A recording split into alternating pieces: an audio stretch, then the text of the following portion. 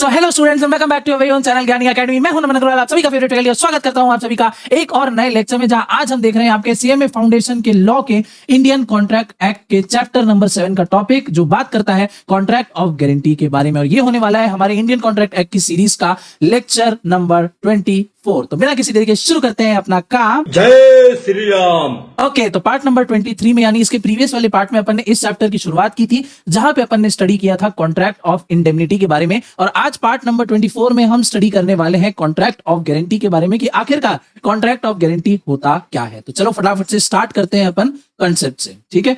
अब देखो यहाँ पे एग्जाम्पल आपको दे रहा हूं, थोड़ा सा नीचे आते हैं because I will be needing some space. Okay, तो एक है हमारे बका भाई साहब, एक है जेठालाल, ठीक है। एक है बका, एक है जेठालाल। अब बका भाई साहब को लोन चाहिए, बका भाई साहब को लोन चाहिए जेठालाल से। कितने का लोन चाहिए? तो लोन चाहिए, मान लो 5 लाख रुपए का लोन चाहिए। क्लियर बात है। अब बका जाते हैं जेठालाल के पास कि जीजा जी मुझे चाहिए लोन। अब बट ऑब्वियस सी बात है कि जीजा जी यानी जेठालाल क्या करेंगे? मना करेंगे। तो जेठालाल ने क्या किया भाई, बका की रिक्वेस्ट को रिजेक्ट कर दिया। क्या बोल के रिजेक्ट किया कि भाई मेरे को तुम्हारे ऊपर भरोसा नहीं है और मैं तुमको एक बार को लोन दे दूंगा, तुम उसका रीपेमेंट मुझे नहीं कर पाओगे। तो भाई बका बोलता है कि यार मैं आपके पास एक काम करता हूँ, कुछ सिक्योरिटी जमा कर देता हूँ, बट 5 लाख की मेरे पास सिक्योरिटी नहीं है। मेरे पास मान लो भाई 2 लाख रुपए की सिक्योरिटी है, या मान लो सिक्योरिटी का एंगल भी यहाँ पे नहीं लेते, एक बार को मैंने लिख दिया तो इसमें रहने देते हैं। अब मान लो बका के पास कोई सिक्योरिटी भी नहीं है जमा कराने के लिए और जेठालाल का मूड भी नहीं है। तब वहां पे क्या होता है, पीछे से हमारे आता है सुंदर, पीछे से आता है सुंदर, और सुंदर बोलता है जेठालाल को कि जीजा जी आप बका को लोन दे दो, इसकी गारंटी मैं देता हूं, ठीक है। कि यानी कल को अगर बका इस लोन पे डिफॉल्ट करता है तो पैसा का रीपेमेंट कौन करेगा? कौन करेगा? सुंदरलाल करेगा। पैसे का रीपेमेंट कौन करेगा? सुंदरलाल करेगा। यानी here the Sundarlal gives the guarantee to Jethalal कि in case Baka defaults, Baka makes any default in making repayment of the loan, तो उस केस में क्या होगा, Sundarlal will pay the remaining amount और hold the amount as the case में be to mister Jethalal. Clear बात है यहाँ पे? हाँ जी सर। तो यहाँ पे हमको 3 पार्टीज देखने को मिल रही है। यहाँ पे हमको क्या देखने को मिल रही है? 3 पार्टीज देखने को मिल रही है। पहली पार्टी है बका, जो कि क्या कर रही है, जो कि लोन सीक कर रही है, जो कि क्या कर रही है, लोन सीक कर रही है। दूसरी पार्टी है जेठालाल, जो कि क्या दे रहे हैं, लोन ग्रांट कर रहे हैं, जो कि क्या कर रहे हैं, लोन ग्रांट कर रहे हैं। और तीसरी पार्टी है हमारे पास सुंदरलाल, तीसरी पार्टी है हमारे पास टोपी बाज सुंदरलाल, जो कि क्या कर रहे हैं, जो कि गारंटी दे रहे हैं इन प्लेस ऑफ बका कि अगर बका कल को जाके ये लोन रीपे नहीं कर पाते हैं तो सुंदरलाल उसकी जगह में क्या करेंगे, लोन का रीपेमेंट करेंगे। लोन का क्या करेंगे? रीपेमेंट करेंगे। अब जेठालाल को सुंदरलाल की बात पे भी विश्वास नहीं था, बट अगेन क्या होता है, बीच में आती है हमारी दया भाभी और वो क्या करती है, इस कॉन्ट्रैक्ट को करवा ही देती है। इस कॉन्ट्रैक्ट को क्या करती है, इस कॉन्ट्रैक्ट को करवा देती है। यानी अब जेठालाल 5 लाख रुपए का लोन दे देते हैं बका भाई को। क्लियर बात एकदम? हाँ जी सर। अब क्या हुआ आगे जाके, बका ने कर दिया लोन पे डिफॉल्ट। बका ने क्या किया, कर दिया लोन पे डिफॉल्ट। अब सुंदरलाल गया, जेठालाल गया सुंदरलाल के पास और बोला कि भाई बका तुम्हारा दोस्त, जिसकी तुमने गारंटी दी थी कि आप इसको लोन दे दो, अगर ये कल को रीपेमेंट नहीं कर पाएगा तो इसका पैसा कौन देगा? मैं दूंगा। तो अब जेठालाल गए सुंदरलाल के पास और वो अब सुंदरलाल से पैसा मांग रहे हैं कि भैया आप जो है, जो भी लोन है उसका रीपेमेंट करो, इतना इतना लोन था, इतना इतना इंटरेस्ट होता है।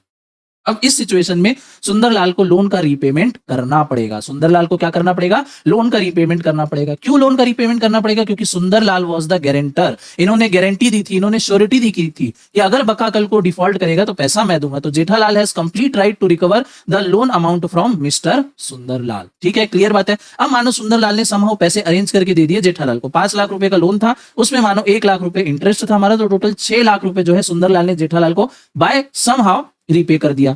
अब मुझे बताओ, क्या सुंदरलाल कल को जाके बका से ये जो 6 लाख रुपए उसने दिए थे ऑन बिहाफ ऑफ बका रिकवर करेगा कि नहीं? बोलेगा कि नहीं? अरे बिल्कुल बोलेगा, भैया सुंदरलाल है, कैसे रिकवर नहीं करेगा। तो आगे जाके क्या होगा, एक बार तो ये लोन का केस सेटल हो गया, ठीक है। अब सुंदरलाल के पास ये राइट आ जाएगा कि वो आगे जाके बका से उसने जो ये 6 लाख रुपए का पेमेंट किया है ऑन बिहाफ ऑफ बका, क्योंकि लोन किसने लिया था? बका ने लिया था। तो ऑन बिहाफ ऑफ बका जब सुंदरलाल ने लोन का रीपेमेंट किया तो आगे जाके सुंदरलाल जो है वो बका से इस लोन जो उसने रीपेमेंट किया था उसका पैसा मांगेगा। और ये है हमारा कॉन्ट्रैक्ट ऑफ गारंटी। ये क्या है? हमारा कॉन्ट्रैक्ट ऑफ गारंटी। यानी एक पार्टी दूसरी पार्टी से लोन लेती है, दूसरी पार्टी बोलती है कि ऐसा मुझे थर्ड पर्सन लाके खड़ा करो कि अगर कल को तुम लोन का डिफॉल्ट कर देते हो, लोन का रीपेमेंट नहीं कर पाते हो, तो वो पार्टी गारंटी देगी कि अगर तुमने डिफॉल्ट किया तो वो पैसा वो अगली पार्टी उसको देगा। क्लियर बात एकदम? हाँ जी सर।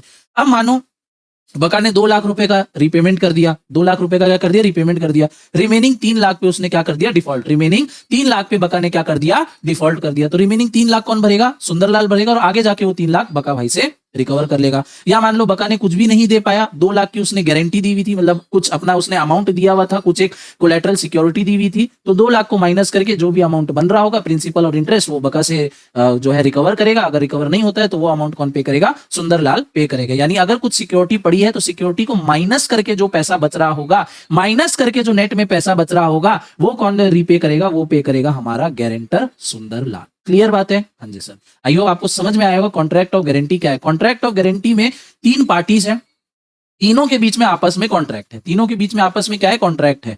बका और जेठालाल के बीच में कॉन्ट्रैक्ट क्या है कि जेठालाल लोन देगा बका को और बका लोन का रीपेमेंट करेगा किसको? जेठालाल को। फिर जेठालाल और सुंदर के बीच में भी कॉन्ट्रैक्ट है कि अगर बका डिफॉल्ट करता है तो सुंदरलाल उस लोन का क्या करेगा? रीपेमेंट करेगा। वेयर एज बका और सुंदरलाल के बीच में भी कॉन्ट्रैक्ट है कि बका डिफॉल्ट करेगा तो सुंदरलाल रीपे करेगा, और when Sundarlal repays the loan, after that Sundarlal has a right to recover that money from बका। तो काफी ज्यादा यहाँ पे खिचपिच हो चुकी है, बट आई होप आपको इस एग्जांपल से पूरा चीज समझ में आया होगा। कॉन्ट्रैक्ट ऑफ गारंटी क्या है? 3 पार्टीज है, तीनों के बीच में सेपरेट अपना कॉन्ट्रैक्ट होता है। तो 3 पार्टीज 3 कॉन्ट्रैक्ट क्या है? Contract of guarantee. अब पढ़ लो इसका टेक्स्ट भैया क्या लिखा है। Contract of guarantee means a contract to perform the promises made. ठीक है, आपने जो प्रॉमिस किया उसको आपको करना है, या discharge the liability of the third person in case of his failure to discharge the liability. क्या बोल रहा है कि जो गारंटर है वो क्या करेगा? उसने जो भी प्रॉमिस किया वो काम करेगा या लाइबिलिटी को डिस्चार्ज करेगा। कब? जब पहली पार्टी क्या करेगी? डिफॉल्ट करेगी। जब पहली पार्टी डिफॉल्ट करेगी उस केस में तीसरी पार्टी जो है वो क्या करेगा? अपना काम करेगा, उसका जो लाइबिलिटी है उसको क्या करेगा? डिस्चार्ज करेगा। समझ में आया? हाँ जी सर। आगे, as per section 126 of the Indian Contract Act, a contract of guarantee has 3 party. क्या क्या पार्टीज के नाम है? श्योरिटी, प्रिंसिपल डेटर और क्रेडिटर। क्या क्या? श्योरिटी, प्रिंसिपल डेटर और क्रेडिटर। अब श्योरिटी कौन है? तो पर्सन जो गारंटी दे रहा है, person giving guarantee in the contract, यानी हमारे केस में कौन? सुंदरलाल। सुंदरलाल का नाम क्या हो जाएगा? श्योरिटी। सुंदरलाल कौन हो जाएंगे? श्योरिटी। दूसरा प्रिंसिपल डेटर। प्रिंसिपल डेटर कौन है? अ पर्सन फॉर हुम द गारंटी इज गिवन, जिसके लिए गारंटी दी गई हो, यानी बका के लिए। बका कौन हो जाएगा? डेटर हो जाएगा। और क्रेडिटर कौन है भैया? तो जो लोन दे रहा है, to whom the guarantee is given, जिसको गारंटी दी गई है। तो जेठालाल कौन है? क्रेडिटर है। और अकाउंट्स के टर्म में भी देखोगे तो डेटर क्रेडिटर से समझ में आ जा रहा है अपने को। जिसको हम क्या कर रहे हैं, जिसको हमको पैसे लौटाने हैं वो हमारे लिए कौन हो गया? डेटर हो गया। तो भैया जिसको गारंटी यहाँ पे मिल रही है वो डेटर हो गया, जिसको पैसे लौटाने हैं या जिसको गारंटी दी जा रही है वो कौन हो गया? अपना क्रेडिटर हो गया। और जो गारंटी दे रहा है वो कौन हो गया? वो हो गया अपना श्योरिटी। क्लियर बात है? जो गारंटी दे रहा है श्योरिटी, जो गारंटी दे रहा है वो कौन? श्योरिटी। जिसको गारंटी दे रहा है, जिसको गारंटी दे रहा है वो कौन है? क्रेडिटर। जिसको गारंटी दे रहा है वो कौन है? क्रेडिटर। जिसके लिए गारंटी दे रहा है, जिसके लिए गारंटी दे रहा है वो कौन है? Principal debtor. जिसके लिए गारंटी दे रहा है वो कौन हो गया? Principal debtor. चाहो तो अपने नोट्स में वहां हिंदी में भी लिख सकते हो। श्योरिटी यानी जो गारंटी दे रहा है, प्रिंसिपल डेटर जिसके लिए गारंटी दे रहा है, और क्रेडिटर यानी जिसको गारंटी दे रहा है। क्लियर बात एकदम? हाँ जी सर। एग्जांपल देख लो, यहाँ लिखा है एक्स ने 25,000 का लोन दिया वाई को, जेड ने प्रॉमिस किया कि अगर वाई फेल कर देता है to repay the loan then he will repay the same. In this case contract of guarantee, X is creditor, Y is principal debtor और Z is a surety. As simple as that. Clear बात एकदम? हाँ जी sir.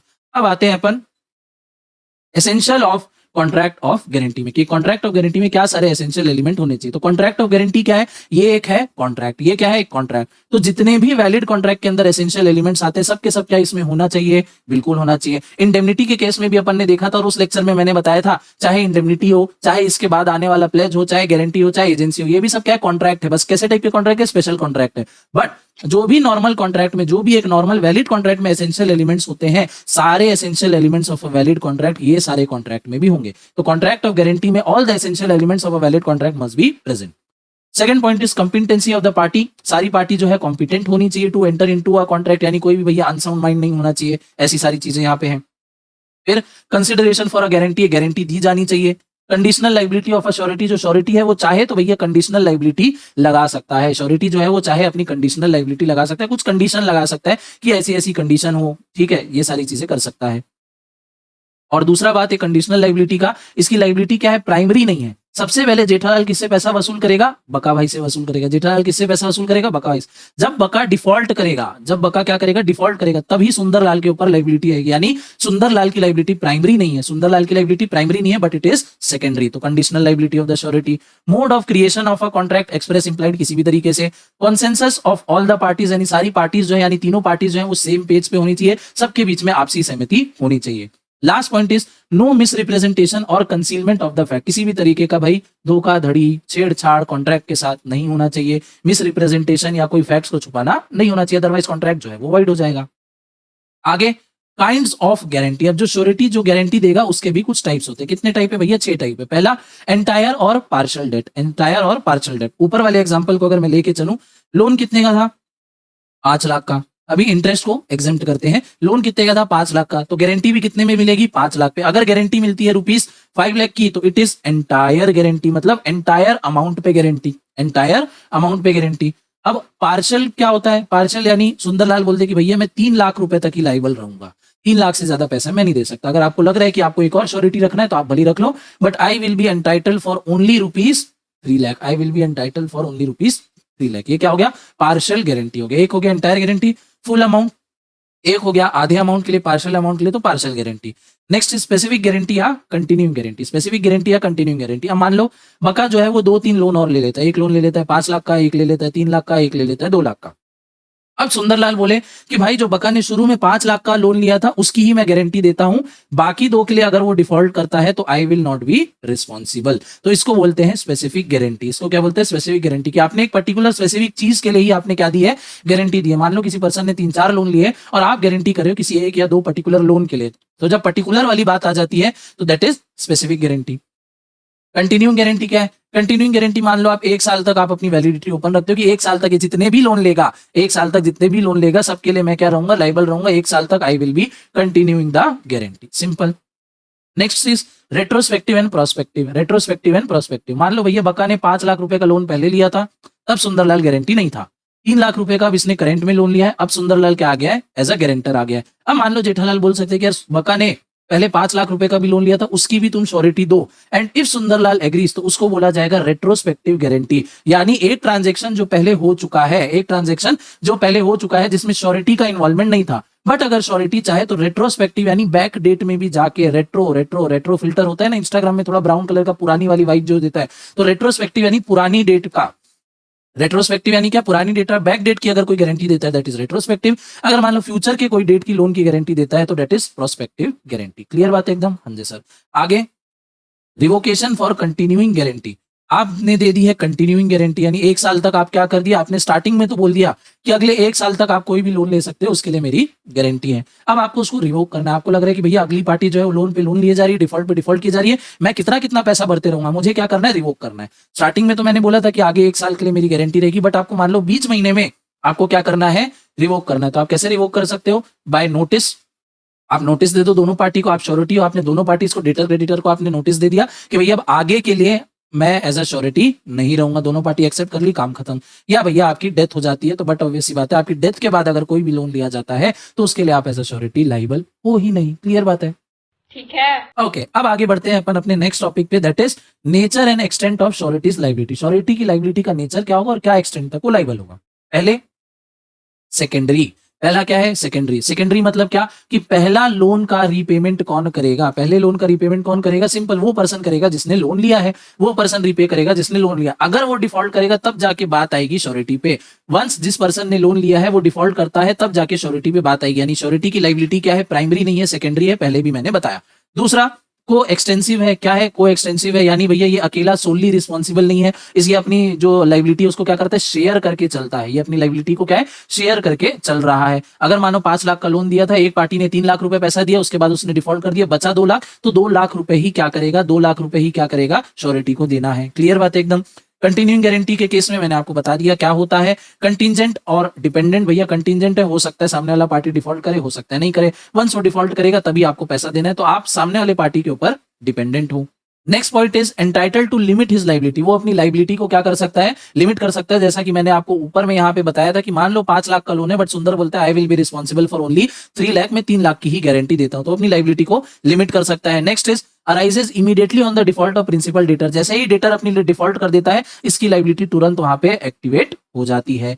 Last point is where the original contract between principal debtor और creditor becomes void या voidable. तो अगर जो ओरिजिनल कॉन्ट्रैक्ट है, जो क्या है? ओरिजिनल कॉन्ट्रैक्ट है। मैंने आपको बताया था ना भाई 3 कॉन्ट्रैक्ट होते हैं, 3 कॉन्ट्रैक्ट होते हैं बिटवीन हुम। एक होता है प्रिंसिपल डेटर और क्रेडिटर के बीच में, जिसको ओरिजिनल कॉन्ट्रैक्ट, प्रिंसिपल कॉन्ट्रैक्ट बोला जाता है, ठीक है, जो मेन कॉन्ट्रैक्ट है। फिर सेकेंडरी कॉन्ट्रैक्ट आता है बिटवीन श्योरिटी और क्रेडिटर के बीच में, और थर्ड कॉन्ट्रैक्ट आता है बिटवीन श्योरिटी और डेटर के बीच में। तो ये जो मेन वाला कॉन्ट्रैक्ट है, अगर यही वॉइड हो गया, मेन वाला ही कॉन्ट्रैक्ट अगर वॉइड हो गया, तो इसने भी जो कॉन्ट्रैक्ट किया है, श्योरिटी ने भी जो 2 कॉन्ट्रैक्ट किए, ये भी क्या हो जाएंगे, वॉइड हो जाएंगे। कॉन्ट्रैक्ट ऑफ गारंटी में कितने कॉन्ट्रैक्ट होते हैं, 3 कॉन्ट्रैक्ट होते हैं। अच्छा, इसको और भी बोला जाता है, इसको बोला जाता है ट्राई पार्टी कॉन्ट्रैक्ट। क्या बोला जाता है, ट्राई पार्टी कॉन्ट्रैक्ट, क्योंकि 3 पार्टी और तीनों पार्टीज के बीच में क्या होता है, कॉन्ट्रैक्ट होता है, इसलिए इसको ट्राई पार्टी कॉन्ट्रैक्ट भी बोला जाता है। तो ध्यान रखना, क्लियर बात है एकदम। हाँ जी सर। तो अगर ओरिजिनल कॉन्ट्रैक्ट जो है अगर वो वॉइड या वॉइडेबल हो जाता है, तो इसका कॉन्ट्रैक्ट भी वॉइड या वॉइडेबल हो जाएगा। आगे राइट्स ऑफ श्योरिटी के, श्योरिटी के भाई क्या क्या राइट्स हैं। तो भैया क्योंकि ये 3 जन से कॉन्ट्रैक्ट कर रहा है, 3 नहीं 2 जन से कॉन्ट्रैक्ट कर रहा है, तो अगेंस्ट प्रिंसिपल डेटर इसके कुछ राइट्स होंगे, अगेंस्ट क्रेडिटर इसके कुछ राइट्स होंगे। अब मान लो एक से ज्यादा श्योरिटी है, 2 श्योरिटीज है मान लो, है ना। जैसे इस केस में सुंदरलाल बोलता है कि भैया लोन 5 लाख का है, बट मैं गारंटी देता हूँ 3 लाख की। ठीक है, लोन 5 लाख का है पर मैं गारंटी देता हूँ 3 लाख की। अब बका का दूसरा दोस्त बैलू, ठीक है, वो आ जाता है पार्टी में, वो आ जाता है कॉन्ट्रैक्ट के अंदर, वो बोलता है बचे 2 लाख का गारंटी कौन देता है, मैं देता हूं। तो अब जो बैलू और जो सुंदर है वो कौन है भैया, वो है 2 श्योरिटीज, आपस में क्या बोला जाएगा, को श्योरिटीज। तो ये वाला जो श्योरिटी है, इसके क्रेडिटर के अगेंस्ट भी कुछ राइट्स हैं, प्रिंसिपल डेटर के अगेंस्ट भी कुछ राइट्स है, और इफ अ को श्योरिटी एग्जिस्ट तो इसके अगेंस्ट भी इसके कुछ ना कुछ राइट्स होंगे। अब क्या क्या राइट्स है देखो। तो पहला, प्रिंसिपल डेटर के अगेंस्ट राइट्स क्या क्या भैया, तो right of indemnity, right of indemnity, clear बात है। इंडेमनिटी क्या है, अपन ने प्रीवियस लेक्चर में पढ़ा है, तो आप लोग को अच्छी तरीके से पता है। इसको उसके लॉस को क्या है, गुड करना है। अब दूसरा है principle right of subrogation, right of subrogation मतलब क्या है यहाँ पे। अब जैसे मान लो बका ने डिफॉल्ट किया, सुंदरलाल को पे करना पड़ा जेठालाल को, तो मैंने आपको याद करो पहले स्टार्टिंग में बताया था कि क्या आप सुंदरलाल उससे पैसा वसूल करेगा, बिल्कुल वसूल करेगा। तो यही क्या है, right of subrogation. Right of सबऑर्गेशन क्या है कि वंस सुंदरलाल ने बका का लोन, सुंदरलाल ने बका का लोन रिपे कर दिया टू द जेठालाल, रिपे कर दिया टू जेठालाल। अब जो सुंदरलाल है वो कौन है, वो जेठालाल की पोजीशन पे आ जाएगा। वो कौन सी पोजीशन में आ जाएगा, वो जेठालाल की पोजीशन पे आ जाएगा, और वो सारे एक्शंस कर सकता है जो जेठालाल बका के अगेंस्ट में ले सकता था। ठीक है, वन सुंदरलाल ने लोन रिपे कर दिया, यानी श्योरिटी ने लोन रिपे कर दिया, तब वो क्या हो जाएगा, वो क्रेडिटर के पोजीशन में आ जाएगा, और एज अ क्रेडिटर वो बका के ऊपर कोई भी एक्शन ले सकता है, चाहे उसको सू करे, चाहे इंटरेस्ट के देने के लिए उसको बोले, ठीक है, वसूल करने के लिए कोई भी वो काम कर सकता है। तो इसको बोलते हैं राइट ऑफ सबऑर्गेशन। क्या बोलते हैं, right of subrogation. Third point is right of securities with the creditor. अब बका ने अगर कोई सिक्योरिटी दी है जेठालाल को, बका ने क्या दी है, कोई सिक्योरिटी दी है जेठालाल को, तो जेठालाल क्या करेगा, सिक्योरिटी का अमाउंट काट के जितना बच रहा होगा उतना ही सुंदरलाल से वो रिकवर करेगा, उतना ही क्या करेगा, सुंदरलाल से रिकवर करेगा। अगर मान लो वो सुंदरलाल से पूरा अमाउंट बोलता है रिकवर करने, वो बोलता है कि सुंदरलाल तुम 5 लाख पूरा रिकवर करो, तो सुंदरलाल ठीक है 5 लाख पूरा उसको देगा, और जो सिक्योरिटी जेठालाल के पास थी वो अपने अंडर में ले लेगा। फिर क्लियर बात है। तो right against securities with the creditor, यानी पहली बात तो जितनी सिक्योरिटी उसके पास पड़ी है माइनस करके अमाउंट ही वो रिकवर कर सकता है। सिक्योरिटी जो है वो बेच दे, उसके बाद जो अमाउंट बचा वो श्योरिटी से रिकवर करेगा। अगर वो फुल अमाउंट रिकवर करता है तो उसके पास जो भी सिक्योरिटी है ऑफ द प्रिंसिपल डेटर, तो वो उसको फिर श्योरिटी को देना पड़ेगा। आगे, right to insist the principal debtor to honour his obligation. Surety भैया प्रिंसिपल डेटर को इंसिस्ट कर सकता है कि भैया आप अपना टाइम पे अपना लोन रिपे करना। इंसिस्ट यानी रिक्वेस्ट कर रहा है, तो भाई रिक्वेस्ट करने का तो उसका राइट है ये कि भैया आप अपना लोन टाइम से दे दो, गलती से भी डिफॉल्ट मत करो, मैंने गारंटी दी है, ठीक है, बट भैया ये भी अपनी जेब से क्यों पैसा देना चाहेगा, नहीं देना चाहेगा, तो ये इसको इंसिस्ट फोर्स रिक्वेस्ट कर सकता है। आगे, राइट अगेंस्ट क्रेडिटर, तो राइट ऑफ भैया सेट ऑफ है। राइट ऑफ क्या है भैया, सेट ऑफ है। सेट ऑफ कर सकता है कि भाई 5 लाख का लोन था, 3 लाख तुमको ऑलरेडी रिकवर हो चुका है, अब जो रिमेनिंग बचा है वो सेट ऑफ करवा लो, मतलब वो मेरे से ले लो। Right to share reduction, right to share reduction क्या है कि भैया अगर कोई को श्योरिटी आता है, कोई भी को श्योरिटी आता है, तो इसका शेयर जो है वो अपना रिड्यूस करवा सकता है। 2 जन आएंगे तो बट ऑब्वियस शेयर जो है भैया वो रिड्यूस होगा ही, क्लियर बात है। आगे, right to benefit of creditor securities, creditor की सिक्योरिटी का अगर भाई कोई बेनिफिट मिल रहा है तो वो इसको भी मिलने के लिए लाइबल है। Right to request the creditor to proceed against the debtor, ठीक है। अब श्योरिटी अपने आप को तो बचाने की कोशिश करेगा, उसके लिए वो क्रेडिटर को बोल सकता है कि भैया तुम एक बार डेटर के ऊपर एक्शन लेके देख लो, तुमको कुछ करना है, तुम एक बार पहले डेटर के ऊपर एक्शन लेके देखो, क्या पता वो पैसा दे दे, नहीं देगा तो भैया फिर मैं दूंगा। ऐसा नहीं कि आपने एक बार उसको फोन करके बोला, सामने वाला बोलता मैं तो पैसा नहीं देता, श्योरिटी से जाके वसूल लो, तो ऐसा भी श्योरिटी भी इतना पागल थोड़ी है। श्योरिटी भी बोलेगा कि तुम एक काम करो, एक बार थोड़ा केस करके देखो, ठीक है, कुछ उसके अगेंस्ट लीगल एक्शन लेके देखो, उसके बाद तो मैं बैठा ही हूं। Next is right against co sureties, को श्योरिटी के अगेंस्ट में हमारे ओरिजिनल श्योरिटी की क्या राइट है, तो effect of release of surety, एक श्योरिटी रिलीज होगा तो क्या होगा, मान लो भैया एक श्योरिटी को इसने रिलीज कर दिया, सबकी सहमति से इसने रिलीज कर दिया, तो ये भी अपने रिलीज की डिमांड कर सकता है। ये बोला भैया जब तुम पहले वाले को कर रहे हो मेरे को भी रिलीज कर दो, या मेरी तुम क्या करो लाइबिलिटी कम करो। दूसरा है bound to pay in different sums, bound to pay in different sums, जैसे कि मैंने बताया कि भैया इसकी लाइबिलिटी कितनी है 3 लाख तक की है, इसकी लाइबिलिटी कितनी है 2 लाख तक की है। अगर कुछ भी मेंशन नहीं है तो कितनी होगी, आधी आधी, यानी 2.5 लाख दोनों देंगे। बट अगर इक्वली मेंशन नहीं है, कुछ एक पर्टिकुलर रेशियो मेंशन है, तो रेशियो में ही दोनों क्या होंगे, बाउंड हो जाएंगे। क्लियर बात है। अब एक और चीज यहाँ पे मैं आपको बताता हूँ, एक और चीज यहाँ पे मैं आपको बता रहा हूँ कि क्या होगा। मान लो 4 को श्योरिटीज हैं, bound to pay in different सम, थोड़ा सा ध्यान से समझना। मान लो 4 को श्योरिटीज हैं, लोन लिया जा रहा है 10 लाख का। लोन कितने का लिया जा रहा है, 10 लाख का लोन दिया जा रहा है। ए गारंटी देता है 4 लाख रुपए की, बी गारंटी देता है 3 लाख रुपए की, सी गारंटी देता है 2 लाख रुपए की, डी गारंटी देता है 1 लाख रुपए की। टोटल 10 लाख का लोन था। चारों ने अपने अपने हिसाब से, चारों ने अपने अपने हिसाब से अपनी अपनी गारंटी दी है। ठीक है, लोन लिया था एक्स ने, लोन लिया था एक्स ने वाई से। अब एक्स ने क्या किया, एक्स ने क्या किया, 6 लाख रुपए जो हैं, 6 लाख रुपए जो हैं वो क्या कर दिए, वाई को रीपे कर दिए। बचा कितना, 4 लाख। अब इसने डिफॉल्ट कर दिया। अब इस केस में क्या होगा, क्या ए से ही आप पूरा वसूलोगे, क्या ए से ही पूरा वसूलोगे, सबसे इक्वली करोगे? तो भैया सबसे इक्वली करेंगे, यानी ए भी 1 लाख देगा, बी भी 1 लाख देगा, सी भी अपनी गारंटी में से 1 लाख देगा और डी भी अपनी गारंटी में से 1 लाख देगा। इक्वली बढ़ जाएगा, सिंपल। अनलेस भैया कॉन्ट्रैक्ट में कुछ अलग चीज लिखा हो तो। ठीक है, आप 11th-12th क्लास में से आप पार्टनरशिप पढ़ते हुए आ रहे हो, कुछ मेंशन नहीं है तो इक्वली होता है, बट कुछ अगर मेंशन होता है तो फिर उस रेशियो में बढ़ता है। तो अनलेस भैया कुछ मेंशन नहीं है तो क्या होगा, इक्वली। ठीक है, अगर पूरा ही डिफॉल्ट होता तो फिर इन लोग ऐसे देते, बट 6 लाख उसने दे दिया, 4 लाख बचा है, तो ये क्या करेंगे, इस रेशियो में देंगे। अब मान लो अगले ने क्या किया, 6 लाख की जगह मान लो उसने 4 लाख रुपए दिए, 6 लाख का अब डिफॉल्ट हो गया, 6 लाख का क्या हो गया, डिफॉल्ट हो गया। अब 6 लाख को अगर आपको 4 जन में बांटना है, 6 लाख को आपको 4 जन में बांटना है, तो बट ऑब्वियस सी बात है 1 पॉइंट समथिंग आएगा, 1 पॉइंट क्या आएगा, समथिंग आएगा। मान लो इक्वली अगर अपन डिवाइड करते हैं 1,25,000 रुपए आता है, 1,25,000 रुपए आते हैं, मान के चल रहे हैं ऐसी। सब कितना कितना देंगे, अब आप बोलोगे सब तो 1,25,000 देना चाहिए अगर 6 लाख का डिफॉल्ट है, बट डी ने तो स्टार्टिंग में गारंटी कितने की दी है, 1 लाख की दी है। तो डी बोलेगा कि भैया एक्स्ट्रा ऊपर का 25,000 मैं क्यों दूं, जब मैंने गारंटी ही 1 लाख रुपए की दी थी, तो भैया मैं 1,25,000 क्यों दूं, इक्वली तो नहीं बटेगा। ठीक है भाई, सही बात है। तो क्या करेंगे, 6 लाख तो अपने को रीपे करना है, 6 लाख हमको रीपे करना है, इसमें से 1 लाख जो है वो डी से आ जाएंगे। अब बचे कितने, 5 लाख। अब बचे कितने, 5 लाख। अब ये जो 5 लाख है, अब ये तीनों में क्या हो जाएगा, इक्वली अपन डिस्ट्रीब्यूट हो जाएगा, इक्वली क्या हो जाएगा, डिस्ट्रीब्यूट हो जाएगा। मान लो 1,30,000 रुपए सबके खाते में आता है, 1,30,000 रुपए सबके खाते में आता है, तो सब कोई कितना देंगे, 1,30,000 रुपए। सब लोग कितना देंगे, 1,30,000 रुपए। और डी कितना देगा, मात्र 1 लाख रुपए। This is bound to pay in different सम, यानी आपने जितनी गारंटी दी है, आपने जितनी गारंटी दी है उससे ज्यादा आप पैसा देने के लिए बाउंड नहीं हो। अगर बाकी और भी कोई श्योरिटीज हैं तो वो भैया डिफरेंट सम आप दे सकते हो। आप क्या कर सकते हो, ऐसा नहीं कि हर श्योरिटी के बीच में इक्वली डिस्ट्रीब्यूट होगा। अगर इक्वल का क्लॉज नहीं है, एक पर्टिकुलर रेशियो का है, तो पर्टिकुलर रेशियो में बचेगा, बट फिर भी पर्टिकुलर रेशियो में बटने के बाद क्या होना चाहिए, जो आपने ओरिजिनल गारंटी दी थी उससे ज्यादा आपके शेयर में नहीं आना चाहिए। आप उतने के लिए ही बाउंड हो जितनी आपने गारंटी दी है। बचा एक्स्ट्रा अमाउंट दूसरे के ऊपर जाएगा, बचा एक्स्ट्रा अमाउंट क्या होगा, दूसरे के ऊपर जाएगा। क्लियर बात है एकदम, हाँ जी सर। आगे, when liable to contribute equally, अगर आपको इक्वली कंट्रीब्यूट करने का अगर दिया हुआ है, अगर क्लॉज है, तो भैया इक्वली कंट्रीब्यूट होगा, एक्सप्लेन कर दिया मैंने। Right to share the benefits of security, again जैसे ऊपर था कि भैया सिक्योरिटी के बेनिफिट्स को आप शेयर कर सकते हो, यहाँ पे भी को श्योरिटीज के बीच में भी हो सकता है। अब डिस्चार्ज ऑफ श्योरिटी, श्योरिटी कब डिस्चार्ज हो सकता है, पहला रिवोकेशन, कैसे रिवोक कर सकता है, नोटिस दे दे कि भैया आज से मैं श्योरिटी नहीं हूं। नोवेशन, कॉन्ट्रैक्ट में चेंज करा दे, कॉन्ट्रैक्ट में अल्टरेशन करा दे, ठीक है, नया कॉन्ट्रैक्ट बनवा ले, या डेथ हो जाए उसकी, तो इस तरीके से डिस्चार्ज हो जाएगा बाय रिवोकेशन। फिर बाय एक्ट या कंडक्ट ऑफ क्रेडिटर, क्रेडिटर कुछ ऐसा काम कर देता है, क्रेडिटर कुछ ऐसा काम कर देता है जिससे क्या हो जाएगा, श्योरिटी क्या हो जाएगा, क्या हो सकता है, श्योरिटी क्या हो सकता है, डिस्चार्ज हो सकता है, उसकी लाइबिलिटी जो है कम हो सकती है। श्योरिटी क्या, या तो डिस्चार्ज हो जाएगा कंप्लीटली, या उसकी लाइबिलिटी कम हो सकती है क्रेडिटर के कुछ ऐसे काम करने के बाद। लॉस ऑफ सिक्योरिटी, क्या, लॉस ऑफ सिक्योरिटी।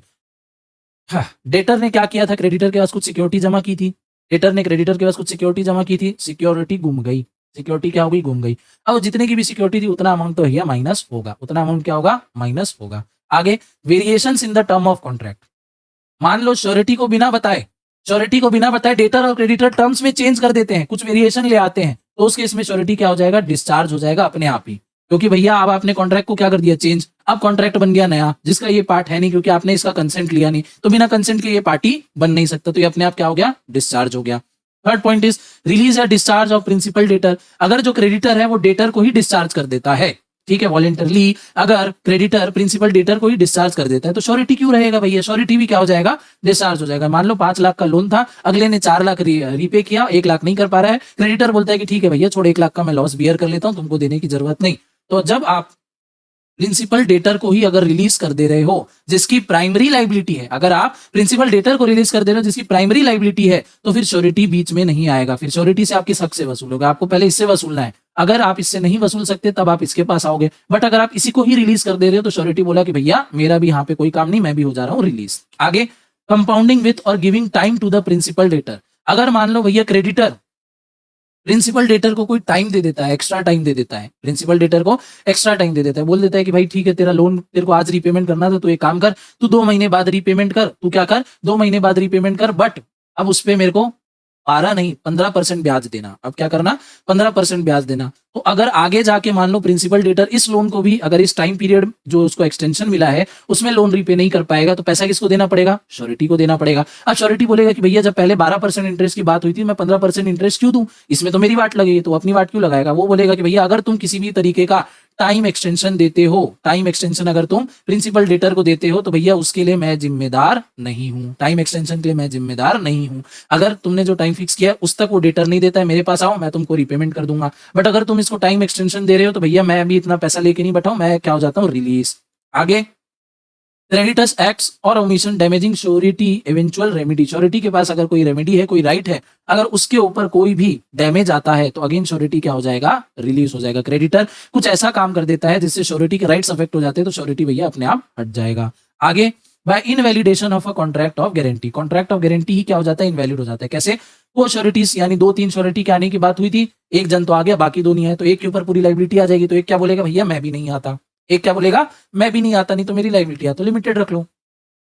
आगे, obtain बाय कंसीलमेंट, आपने कोई फैक्ट छुपाया और उस सामने वाले का कंसेंट ले लिया तो ये भी क्या है, गड़बड़ बात है, श्योरिटी रिलीज हो जाएगा। obtain बाय मिस रिप्रेजेंटेशन, गलत आपने फैक्ट्स बताए, मिस रिप्रेजेंट किया, टर्म्स उटपटांग किए तो श्योरिटी क्या हो जाएगा, रिलीज हो जाएगा। Lack of essential of a valid contract, valid contract में जो सारे पॉइंट्स होने चाहिए वो आपके कॉन्ट्रैक्ट ऑफ गारंटी में नहीं है, श्योरिटी क्या हो जाएगा, रिलीज, क्योंकि कॉन्ट्रैक्ट ही क्या है, वॉइड है आपका। आगे, exceptions to the contract of guarantee. Contract of guarantee की क्या क्या एक्सेप्शन है, release of 1 co surety, release of 1 co surety मतलब क्या, अगर एक कोर श्योरिटी रिलीज हो जाता है, सारी पार्टी एग्री है, सारी पार्टी एग्री है, एक को श्योरिटी को हम रिलीज कर देते हैं तो ऐसा नहीं कि भैया कॉन्ट्रैक्ट ऑफ गारंटी यहाँ पे खत्म, दूसरे को श्योरिटी की कोई लाइबिलिटी नहीं है, अगर वो एग्री कर रहा है तो एक को श्योरिटी के रिलीज करने से कॉन्ट्रैक्ट ऑफ गारंटी खत्म नहीं हो जाएगा। मियर फॉरबियरेंस टू सू, इससे भी कॉन्ट्रैक्ट ऑफ गारंटी का ये क्या है, एक्सेप्शन है। Agreement made with a third person, एक थर्ड पर्सन से, किसी भी रैंडम थर्ड पर्सन से एग्रीमेंट कर लेना क्या है, exception to a contract of guarantee. और डेथ या insolvency of a principal debtor, debtor की, प्रिंसिपल डेटर की यानी मेन बंदा जिसने लोन लिया है उसकी डेथ हो जाती है या वो इंसॉल्वेंट हो जाता है, या वो इंसॉल्वेंट हो जाता है तो ये भी क्या है, ये भी एक एक्सेप्शन है to the contract of guarantee. ये भी क्या है, ये भी एक एक्सेप्शन है to a contract of guarantee. तो टोटल 4 एक्सेप्शन आ जाते हैं कॉन्ट्रैक्ट ऑफ गारंटी के, और इसी के साथ कॉन्ट्रैक्ट ऑफ गारंटी का टॉपिक भी यहाँ पे समाप्त होता है। नेक्स्ट नीचे आपको दिख रहा होगा कॉन्ट्रैक्ट ऑफ प्लेज, जिसको अपन कवर करेंगे अपने नेक्स्ट पार्ट में। तो ये था हमारा कॉन्ट्रैक्ट ऑफ गारंटी, जहां पे अपन ने समझा कि भैया कॉन्ट्रैक्ट ऑफ गारंटी क्या होता है, कॉन्ट्रैक्ट ऑफ गारंटीज में कितनी पार्टीज होती हैं, तो 3 पार्टी होती हैं, क्या क्या एसेंशियल एलिमेंट्स होते हैं कॉन्ट्रैक्ट ऑफ गारंटी में, कितने टाइप की गारंटी होती है, तो टोटल 6 टाइप की गारंटी होती है अपन ने देखा।